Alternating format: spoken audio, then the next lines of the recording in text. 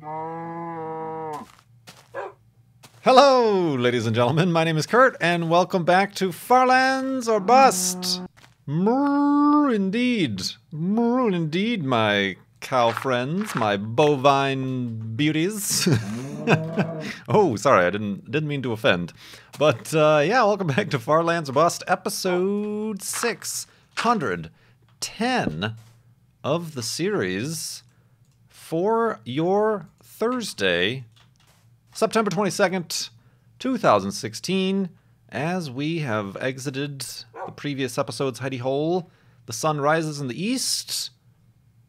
Wolfie's ready to go west towards those far lands here in Minecraft Beta 1.7.3, as we do and as we have done, like I said, for 610 episodes now. Well, technically, 599 episodes we've been walking to the far lands, because we started walking on episode 11 of this series, so it is not actually until episode 611 that we can officially say we've been walking for actually 600 episodes. This is, of course, not counting the flobathons or any such things as those. Well, those are really the only things that add to the time traveled. You know what? I thought this was an ocean. This is more of a very wide river. So let's just swim across. And yeah, remind everybody that in Farlands or Bust, we are raising money for Child's Play charity. Farlandsorbust.com is the website to go to. Right there on the home page is a button to push that says donate. Right where the Child's Play charity widget keeps track of our fundraiser goals. You'll note, at least right now, currently at $40,700. It was a little bit below that, so I decided to chip in and get it to a nice $40,700 here, 67% of the way to our $60,000 goal. Wanted to get that right before this episode started, because our friend and frequent donor Fajitas Command made it known that it was like $500 ago, apparently when we were at $40,200, that once we reached $40,700, he would match that $500. So we can expect, perhaps even before this episode is out, that $40,700. I don't know why I just decided to get more wooden planks. I've got too many. I'm greedy with the wooden planks. But yeah, Fajitas Command said he would match. Of course, no obligation here. I'm just putting you on the spot. I decided to just bring us to that specific amount and see what happens. Now I kind of feel bad for like putting you on the spot. Hey, I did this thing. Do it. Do what you said you would do. But regardless, all the donations are very much appreciated, and all go towards Child's Play charity, who helps get toys, books, games to kids in hospitals around the world. And any amount, any support, even just sharing. Even if you can't directly donate, sharing the series, sharing the fundraiser, and commenting, retweeting, liking, or whatever is really very generous of you and much appreciated, and a very often forgotten reminder of how awesome this little Farlander community is that we've built over the past 5 years. And I very much appreciate each and every one of you. Each and every one of you. Wolfie appreciates you too. Well, God, careful. Oh, Wolfie! Well, I think that was... Well, I don't know if he actually took any damage there. I was going to say, that was probably a negative profit, also called a loss, if we were to gain any hearts from the bones that we would get from the damage that he took. But we'll see. Whoop, whoop. Oh, that was some skilled pig biting there. That was out of range, I thought. All right, we've got way too much stuff here. We've got to declutter. But yeah, this is, like I said, episode 610. Unfortunately, I will not be getting around to episode 611 before Minecon. That's right. Headed out this weekend to Minecon 2016 in Anaheim, California. A large group of the Mindcrack crew is already there. They've set up some frequent live streams. Of course, Co-Star is there and has maintained his stream-a-day streak. I think he's on 1022 already for his stream-a-day thing. And he's continuing that from the crack house, as we are affectionately, let's say affectionately calling it, in Anaheim. And this, my friends, looks like it's probably a spawner? Oh, no, it's just a cave that I think collapsed. Well, if we come over here, this requires a little bit of investigation. Speaking of investigation, Anders is there as well. So it'll be the first time we're meeting Anders. I don't know, is anybody else? Is it going to be a first time meet for anybody else? I don't think so. I think Anders is the only one.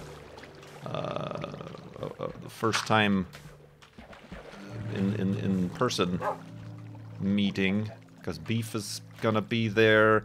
Sethbling is already there. Obviously, Good, Sevidus, Pyro. Michael's there, Baj is there, Doc is there. Yeah, I think Anders is really the first, or the new meat to be had. So looking forward to that. But yeah, this is going to be the last one, so we're going to have to wait. Actually, I don't think I'll have time because I'm going to be back for a brief amount of time before then turning around and going for TwitchCon, which is the following weekend in San Diego, California. I'll be spending more time in California than I ever want to in the rest of my life. No offense, Californians. But yeah, it might be after TwitchCon weekend that episode 611 happens, and it is officially 600 episodes since we started walking to the far lands. But we can be patient. This whole series is about being patient. So I think we can wait a week or so. Careful, Wolfie, that's dangerous. So yeah, looking forward to that. If any of you are going to attend Minecon, I will indeed be seeing you there. Pretty much Saturday and Sunday, well, Saturday and Sunday are the convention days. I'm not sure what the setup is going to be. The last Minecon I attended was in Orlando, and we were able to, or at least I was able to, stand out in the hall, and pretty much the entire time I was there, except for the panels and whatever arranged signings we had. I just stood out in the hall and had a line of people. I don't know if that's still going to be the case or not. Not quite as popular as it's been back in 2013. That is to say, the YouTube, or my own YouTube fandom presence, whatever. But that's alright. If anything, that'll be a positive, because we'll actually be able to maybe, instead of just waiting in lines, we'll be able to actually have a chat and say hello. I printed up some cards I previewed yesterday on Twitch Tuesday's stream. Signature cards of my own. Of course, we have Mindcrack signature cards as well, which will be a thing. So, yeah, looking forward to it. I've had some interesting experiences at Minecons in the past. The first one being Minecon Paris was my first convention I attended, which was probably a poor idea, because Minecon Paris was the first time, I ever met anybody I worked with on YouTube. I ended up rooming with BOO, Generic B, and Justra. Unfortunately, Justra, I think the moment we got there, he came down with like a really bad flu and was pretty much spent the entire time in the hotel room, unfortunately. But first time meeting people I worked with, but then also doing the whole fan thing and being clobbered by fans and young fans, which I was not expecting. It was kind of I was in my own bubble, just working from home. I had just started kind of working, and I'd only been doing it for about a year. And to the best of my knowledge, since I was such a fan of Minecraft and video game Let's Plays on YouTube, I figured that I was my own demographic. Oh, I was not, and I continue probably not to be.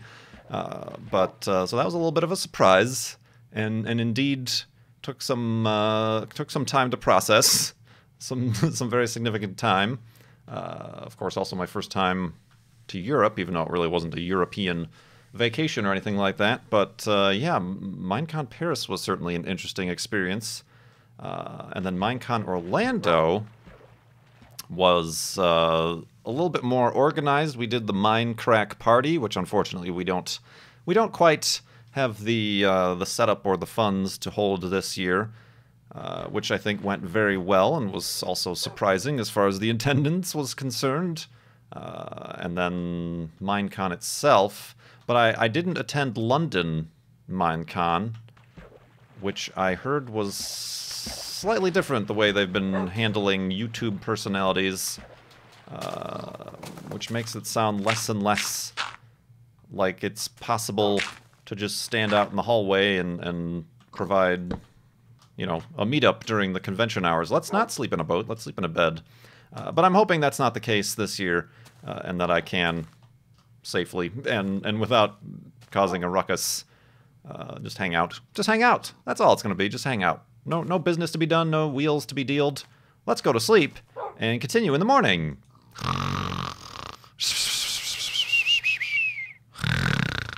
And a Minecon-ness. Right, Wolfie? All right, I guess so.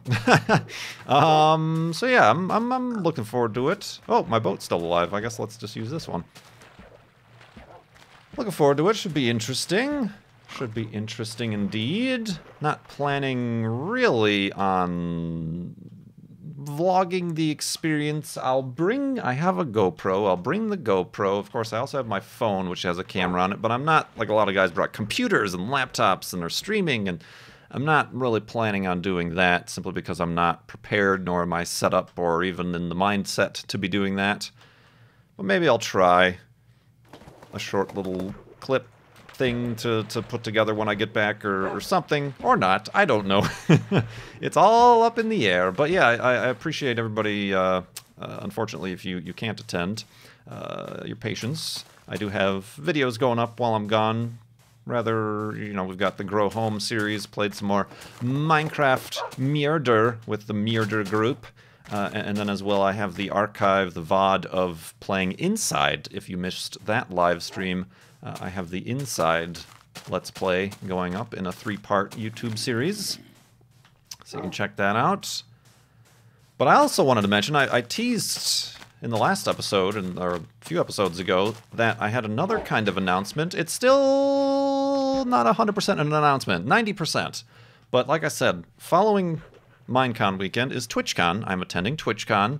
That one is more of a deal and wheel scenario for myself, trying to see what sort of opportunities can arise, collaborations, friendships, whatever can be forged, as it will, through TwitchCon. Hopefully, maybe I can get over whatever little hang-ups I have about doing that sort of thing can be done at TwitchCon, which is in San Diego. But that Sunday, October 2nd, actually about an hour north of San Diego, around Laguna Beach, a place called Dana Point, California, I have been invited to and am looking to attend the Games and Music Festival, which is being put on and benefits Game Changer charity.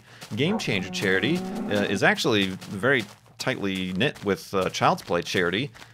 At PAX, they actually had a joint simultaneous panel go on where they talked about their collaborations and you know, charity in games and stuff like that. But Game Changer charity, more or less, whereas Child's Play charity works with the mission to get toys, books, games to kids in hospitals and seeing the benefits of that, Game Changer is a bit more specific towards the actual treatment of kids in hospitals. True, they also work with Child's Play charity on that similar mission as well, getting kind of the power of play and whatnot, but Game Changer has a little bit of a different but similar mission, but also obviously very, very ingrained with the gaming community. I actually participated in April in a charity UHC with MK the Worst, which was benefiting Game Changer, and that one, if you were there, is famously the one where I died to an Enderman about 90 seconds into the game, so that was no fun. So I'm looking forward to actually probably being able to actually do something substantial here with Game Changer Charity for this Games and Music Festival. It's at this Monarch Beach Resort. It's essentially its own kind of, it almost seems like a mini convention, but it's all benefiting this charity. And other folks are going to be there. Smaller names than this channel you might be able to be aware of. Captain Sparkles, Markiplier, Aurelian's going to be there. Jeff, at least from Rooster Teeth. They say Rooster Teeth. I don't know if any other Rooster Teeth members are going to be there, but at least Jeff from Rooster Teeth is going to be there. And there's also going to be a Child's Play charity representation there as well. It's basically an all-day event where there's different game companies, there's VR stuff, there's gaming, there's obviously a whole section of YouTube and personality kind of areas. And like I said, this is happening north of and separate from TwitchCon, so I'll actually be missing Sunday TwitchCon on Sunday, but I will be there Friday, Saturday for TwitchCon. So yeah, they actually invited Mindcrack, but Good wasn't able to attend, so I said I was interested since I'm going to be in the area anyway for TwitchCon, and they invited me. But it's not. I've gotten the invitation. We've said yes. I would really love to go, but I'm still yet to hear back about how I'm going to get there from TwitchCon and where I might be able to stay. So there's like still a few 10% details that need to be ironed out. So there's a very tiny chance that it might not happen, but I'm going to do everything in my power to make it happen because, again, trying out these new things, trying to expand the horizons of the Farlander community, ooh, this is neat. It's like a big crack in the earth. A kraken. Release the crack in the earth. Ooh, and there's a waterfall. This is nice. I like this quite a bit. Wolfie, you're going to actually, if I can get you to, stand on this little pillar here. No, I can't. All right. Yep, and you're already taking damage. Good job. Good job. All right, come over here. There we go. Let's get you up here. So yeah, sorry. You can go to gamesandmusicfestival.org. Like, say you're not able to make it to Minecon. Minecon tickets are kind of expensive. I very easily can admit that and acknowledge that. Perhaps TwitchCon isn't the thing for you. You can't make it to TwitchCon. This is just a one-day Sunday event. The general admission is $45, and all the proceeds go to benefit the Game Changer charities. And I'll be there, and that's an option for you. I just wanted to let you know. And of course, I'll also be hopefully having some stories to tell. Hey, Wolfie. Boop. That's a good one. Ooh, there's a cow up there, too. Let's get the cow. Ooh, look over the horizon. All right, neat. So yeah, that's interesting. That might not have been something, say, a year ago or so, that I probably would have been too nervous or not agreed to take up on an offer. But as an opportunity, I decided, yes, charity, games. I'm going to be in California. Why not? It's all right up my alley. So. Yeah, I just wanted to kind of formally announce that. Like I said, like I really want to go. They've invited me, and I'd like to go there to represent, obviously, Farlanders, but also Mindcrack and stuff. But I'll certainly keep you updated on the Twitters and elsewhere if anything changes. But I'm just really excited about that, and excited to announce it for you here on Farlands or Bust in episode 610, just before we take a little bit of a break to do this Minecon, TwitchCon thing, and then we'll be back. And then at the beginning of October, we will be back. I already probably falsely promised my Twitch audience that I'd be formulating a specific schedule for live streams so that every live stream isn't an impromptu one that nobody knows about. I'll be trying to do that. My goal, you know, some people were very worried when I said, maybe I'll start to live stream more. They thought, well, you're going to abandon YouTube. No, my goal is still to keep at least one video a day to YouTube. You know, if looking at quote-unquote full-time YouTubers who put up, you know, honestly, one video a day is really actually a lot for a lot of that. But, you know, full-time, say, gaming YouTubers, if you want to compare, might get 2, 3, 4 videos up a day. 1 video a day is still pretty good. I think that is still a considerable amount. We obviously have Farlands or Bust going up here all the time. We also have alternate series like Grow Home and, you know, some live stream VODs, of course, are going to be put up here to kind of be reused and for the availability of others. But, yeah, I'm looking forward to this next couple weeks. Being extremely exhausting, obviously, is going to be one thing, what with the travel and the events and the flights and whatever, but, and not sleeping in my own bed, but afterwards, you know, it's really, my hands are in the air, and I do care, and looking forward to the future here, to the future. Indeed. Ooh, there's a lot of these endless pits of doom around this landscape here. Sandworms. Let's see about getting up on this ridge and making an elevated hidey hole. With some dirt. Oh yeah, another one. That was not as bad, but... Now let's do this, and then I'll answer some questions from donors as I'm fighting off a sneeze right now. In case you wanted to know why my voice might be sounding a little bit weird. Fighting it off with such a resistance. All right, let's not sneeze. Let's sleep and continue in the morning. Whoop, or not. There we go.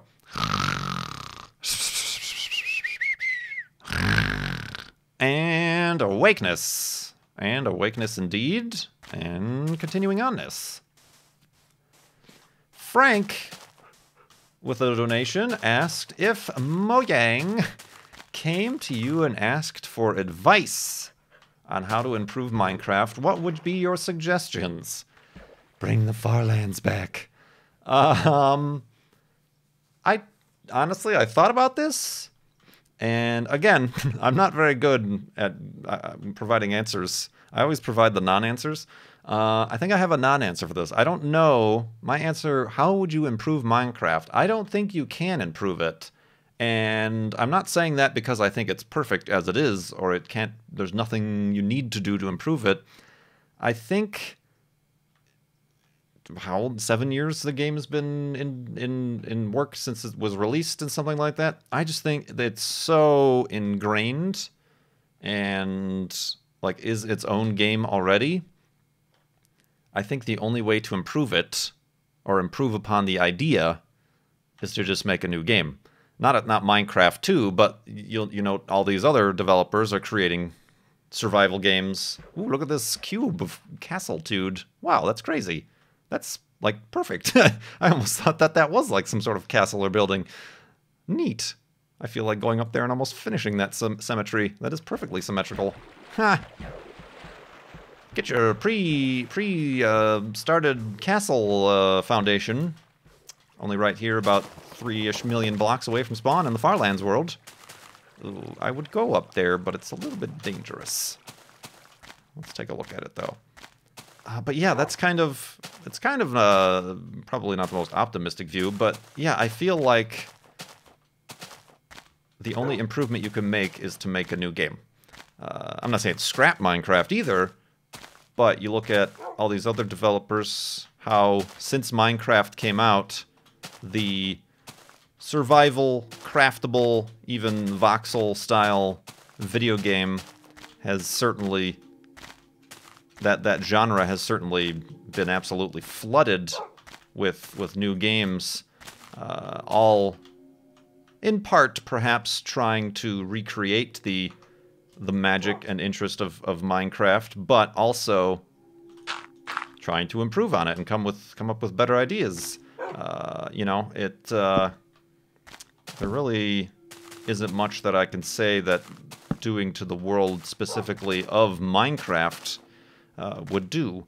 And that's maybe also why, specifically us old-timers who played the game for 6, 7 years tend to be so resistant to change and adjustments to the formula we've grown so used to is because we feel at some point there was a point of the game where we decided, yes, this is our game. This is maybe not the perfect game, but this is a great game.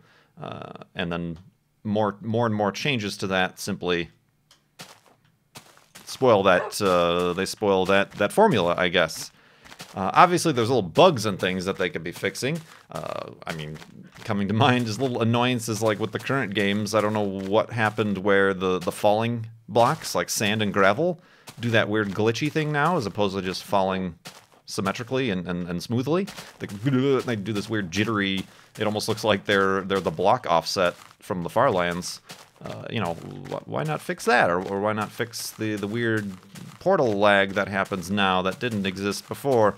So, I mean, obviously there's always bug fixes and just little annoyances to fix. But yeah, I honestly, to be honest with you, I can't say that I would have any suggestions to improve it. Obviously, they're going to keep changing it or adding things. They're even working on snapshots now, and somebody, I don't know if it was Jeb or not, but somebody said that obviously 1.11 is probably going to be either teased or released around Minecon. They tend to time major-ish releases with the Minecons, and they said that one focuses on survival. If this last update focused on combat, and then 1.10 focused on bug fixing, 1.11 is going to focus on survival. I don't know what that means. Nobody knows what that means. I don't necessarily know that the changes they are making are for improvements or just changes, additions. They're more additions than, say, improvements to the game. Additions like the combat additions. Additions like new things to get, new mobs, polar bears, or whatever to do. So, yeah, that was kind of, didn't answer your specific question directly, but those are my thoughts on it. I thought about that for a little bit, and when I couldn't think of improvements, I'm like, maybe that's the reason, is I don't think it can be improved. So thank you very much, Frank, for your donation to Child's Play Charity and your question. Raul! When you're alone, do you still lock the door when you go to the bathroom or take a shower?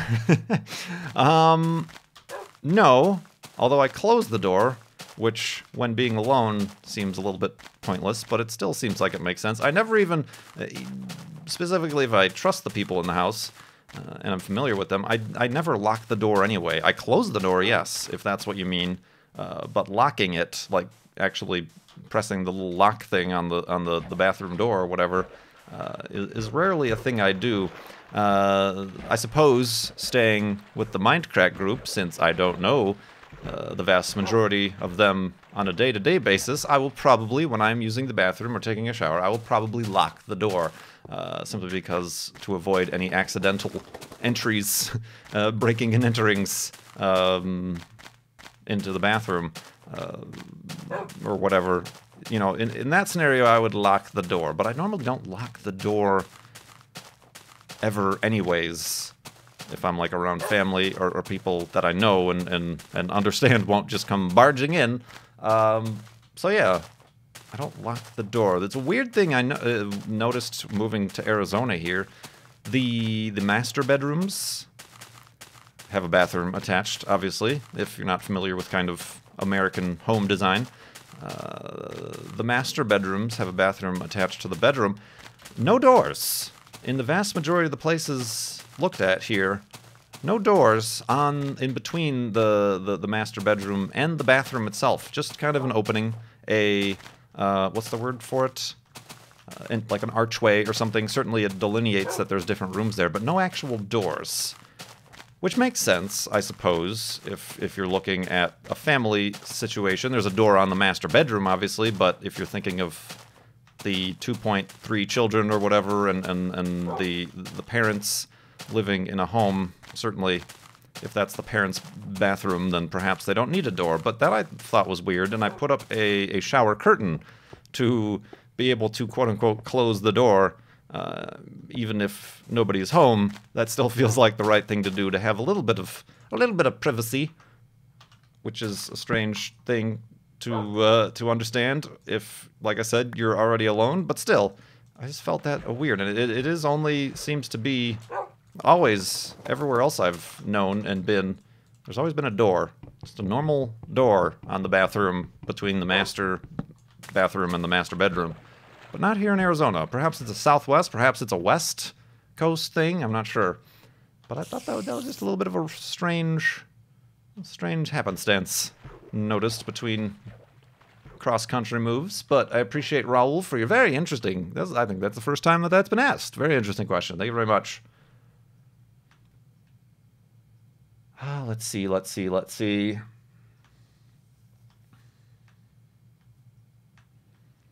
Anonymously donated. Well, that's kind of a long question. So maybe we'll get back to that. Let's look at mediocrity. Do we weird you out? Even just a little? I think referring to fans, or maybe more specifically patrons. And I mentioned actually earlier in the episode that, yeah, it was a little bit weird. Minecon Paris, kind of, as somebody who's very private and introverted, to have to understand being crowded and having a line of people waiting for a picture or signature or just fans in general. That weirded me out internally. I don't think that was the fans being generally weird. It was my own not being prepared for that scenario. But no, I think I've thought about this, and sure, it takes some getting used to, and it's certainly not a natural thing for me.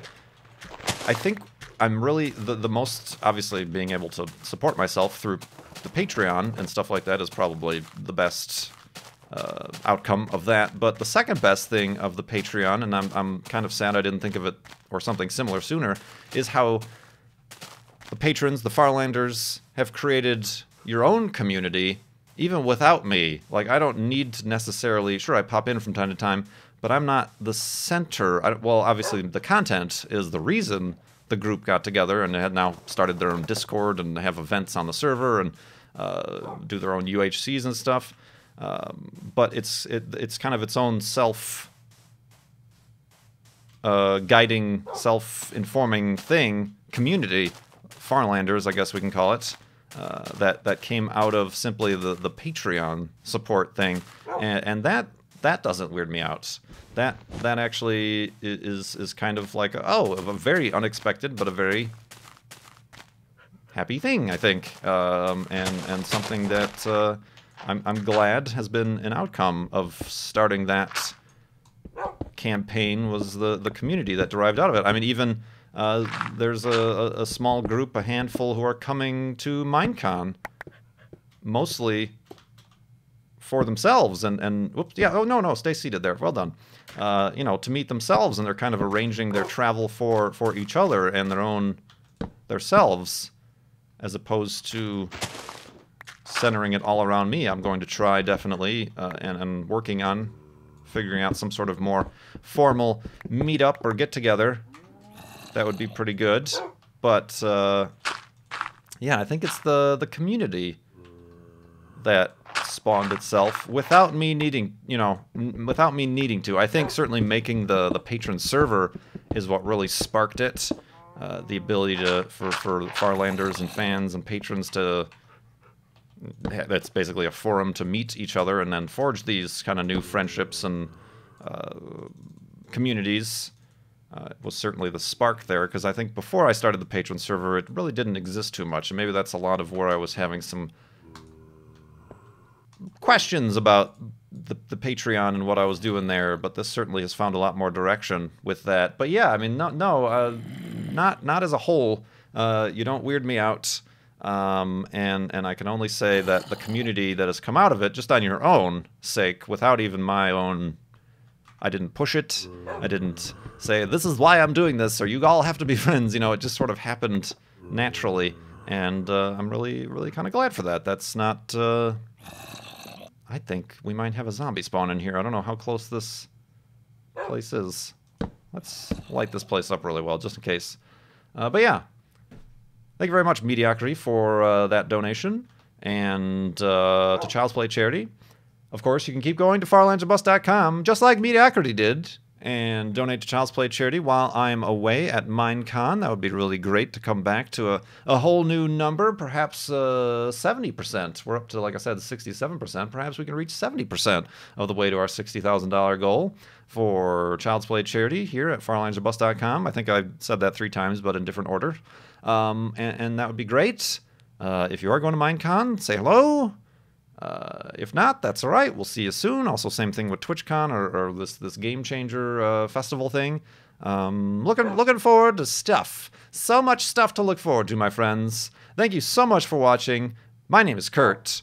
I will see you next time.